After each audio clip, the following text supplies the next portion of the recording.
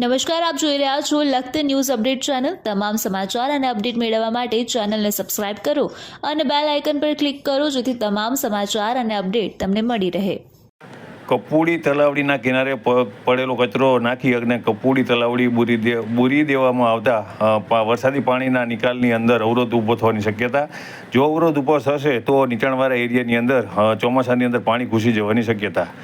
લખતર તળાવ, મોતીસર તળાવ, લખતર કાદેસર તળાવ અને લખતર કપૂડી તળાવડી આવેલી છે। આ તળાવડી જે છે તેના કિનારે ગામ લોકો દ્વારા કચરો ફેંકી જવામાં આવે છે। ત્યારે લખતર ગ્રામ પંચાયત દ્વારા નિયમિત કચરો ઉપાડી અને ડમ્પિંગ પોઈન્ટ ઉપર પહોંચાડવામાં આવવાના બદલે આ કચરો જેસીબીની મદદથી અંદર કપૂડી તલાવડીની અંદર જ પહોરો કરી દેવામાં આવે છે। આના કારણે વરસાદી પાણીની અંદર ઊભો થવાની પૂરેપૂરી શક્યતા છે। સાથે ગટરના પાણી પણ યોગ્ય રીતે વહી શકતા નથી। તેના કારણે હાલની અંદર આ તલાવડીની અંદર લીલી જે ચાદર પથરાઈ ગયો તેવો એક ઘાટ સર્જાયો છે। સાથે વરસાદી પાણી અને જે આ તળાવડીની અંદર ગટરના પાણી છે તેનું યોગ્ય નિકાલ નહીં થાય તો આગામી ચોમાસામાં નીચાણવાળા ઘરોમાં પાણી ભરાઈ જશે। હાલ આપણે લખતર વણકરવાસની બારીની બહારની સાઈડમાં ત્યાં આગળ સર્જાવાનો રોડ છે જે ગઢને ગઢે અને ત્યાં ઊભા છે। ત્યાં એક બાજુમાં કપૂડી નામની તલાવડી છે। લખતરની અંદર ત્રણ જે મોટા તલાવો કહેવાય તેની અંદર કપૂડી તલાવ પણ છે।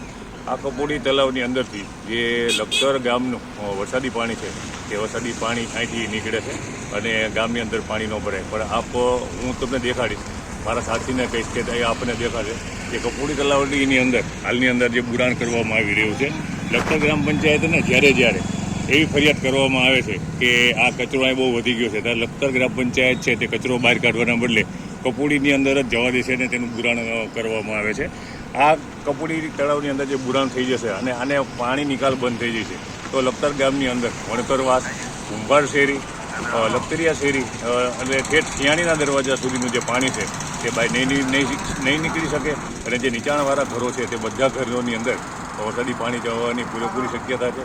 એટલે ગ્રામ પંચાયતને ઉચ્ચ સરકારી અધિકારીઓ એવી સૂચના અને માર્ગદર્શન આપે કે જે આ તલાવડી છે તેને સાફ કરાવવામાં આવે, કચરો અંદર નાખવામાં ન આવે અને જે પાણીનું વહેણ કુદરતી છે તે કુદરતી એમને એમ જ રહેવા દેવામાં આવે। હાલમાં તેને અવરોધો થઈ રહ્યો છે। આ અવરોધો લખતર ગ્રામ પંચાયત દ્વારા જ કરવામાં આવી રહ્યો છે કારણ કે લખતર ગ્રામ પંચાયત છે ત્યાં કચરો ઉપાડતી નથી, જેસીબીથી લાવી અને તળાવડીની અંદર જ નાખવાના પ્રયત્ન કરે છે। ખરેખર આ કચરો ઉપાડી અને એને ડમ્પિંગ પોઈન્ટે જવા દેવો જોઈએ જેથી કરી તલાવડી પણ સલામત રહે અને કચરો પણ ગામથી દૂર હોઈ જાય। વિજય જોશી, લખતર, ગુજરાત।